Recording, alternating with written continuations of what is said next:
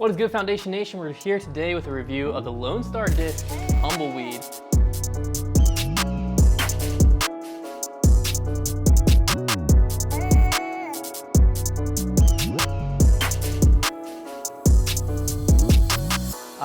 This disc was actually somewhat recently made popular and brought a little bit more into the forefront with Chandler Kramer's performance at the European Open. Depending on when this review gets released, that could have been very recently or maybe a few weeks back, but he was throwing forehand rollers with this thing all over the place, and it got me very curious. I went to our shelf, picked one up, and the thing that I think is most curious is the flight numbers here.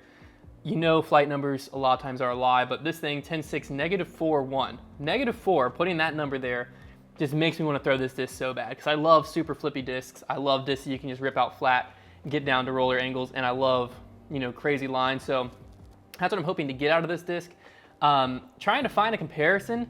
It's a unique spot because it is a little bit faster than most of the discs we see in this slot. A lot of times we see like Sidewinders, Roadrunners, Heats, Avenger SS's, and all of those are like 9 speeds or slower.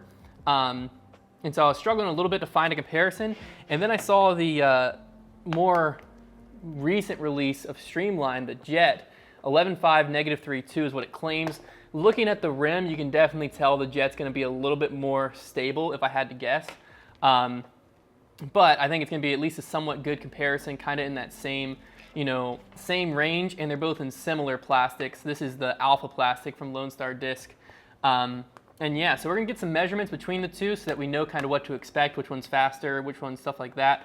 And get out in the field, throw them both next to each other, throw the Tumbleweed quite a bit, backhand, forehand, and get some rollers in, and just see what it's made of, see what it's like, and then I'll let you know my overall thoughts on the disc when we come back. But let's get the measurements on. First, we're going to just measure the rim width, which would determine the speed.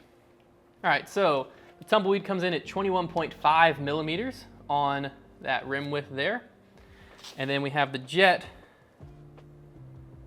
coming in at 22.3, so 0.8 difference, which makes sense. The Jet is supposed to be a little bit faster than Tumbleweed, so pretty similar overall there. One thing that is notable here is that Tumbleweed definitely has a little more dome. We're going to see if that's something that comes into play in the middle of the disc or if it is just evident on the shoulder or not. So let's go ahead and measure this height here. So the shoulder height, we're getting 13.49 on the Tumbleweed.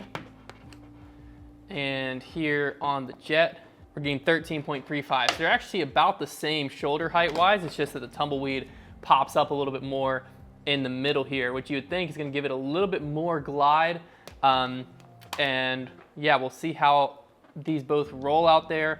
I have a feeling the Jet is going to be a little bit more stable than the flight numbers would suggest, which means it might end up not being that good of a comparison. But looks wise, rim wise, height wise, seems pretty similar. No way to tell though until we actually throw the disc, but I'm very excited to try out the Tumbleweed and see what it does.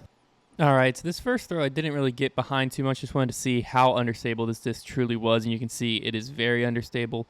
Recreated that same type of shot here with the Jet, and you'll see as well, pretty good comparison. You'll notice a little more late speed stability there from the Jet.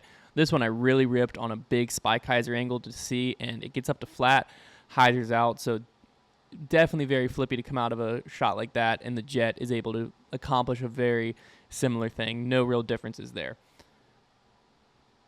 When we move over to the ANHYZER, this is when you really see the strength of the disc. That getting down is a very, very good roller angle. This grass was very thick, didn't let it actually roll, but you're just going to have to trust me. Great roller angle there, and this is where you'll also see the difference in the Jet. A little bit more low speed stability there.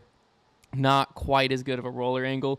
I just think that that's not quite what the Jet's meant for. And then this forehand, don't fully get behind it, slips out a little bit, but I think a little more power, I'm able to accomplish the same type of shot there.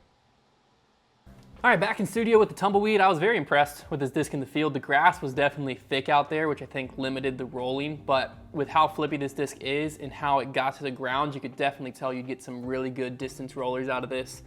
This was a 170 gram one, by the way, that we were throwing in today's video. So overall, we're going to start with the feel of the disc. I think the feel is the worst area of this disc, and it's not bad. So just personally for me, it's a little shallow, but I think that's necessary for a disc like this. But it wasn't uncomfortable. I personally don't like it forehand. Chandler Kramer obviously was ripping the heck out of it forehand.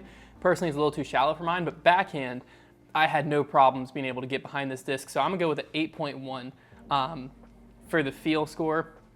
The next score is the true to advertise. I looked it up on Lone Star's website. They describe it as their most understable distance driver to date. Easy to use, easy to grip, and easy distance make this the driver ideal candidate for people looking for roller lines, big ANHYZER flex shots, or tailwind shots. I definitely think that that's pretty true. Very understable.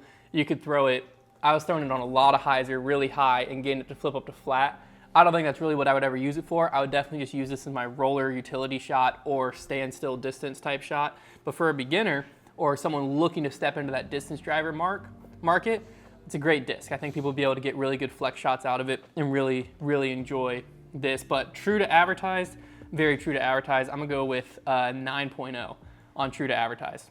And finally, the flight.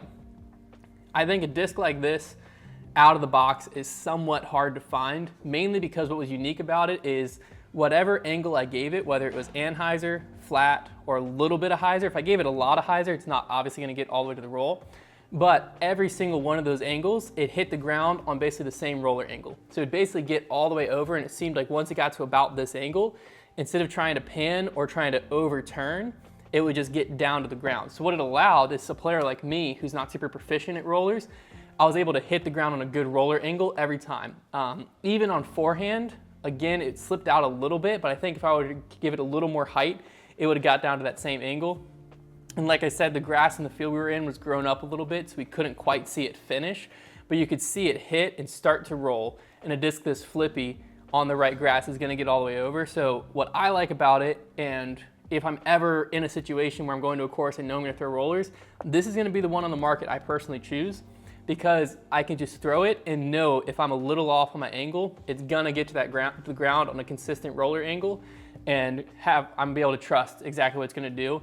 And I don't have to worry too much about my angle. So I really like that about the disc. I think it's a pretty unique disc, a little bit faster than a lot of its competitors on the market. It did fly pretty similar to the Jet. I think the Jet was a very good comparison to it. But with that being said, I'm going with a 9.1 on the flight. So 9.1 on the flight brings this disc's overall score to an 8.73. 8.7 is what we're gonna settle at. High score for a great disc. If you haven't checked out Lone Star, their plastic is pretty great, and the Tumbleweed is a pretty incredible mold. If you're looking for a good roller disc or you're a newer player and looking to get some extra distance, definitely head over to foundationdisc.com and check it out today.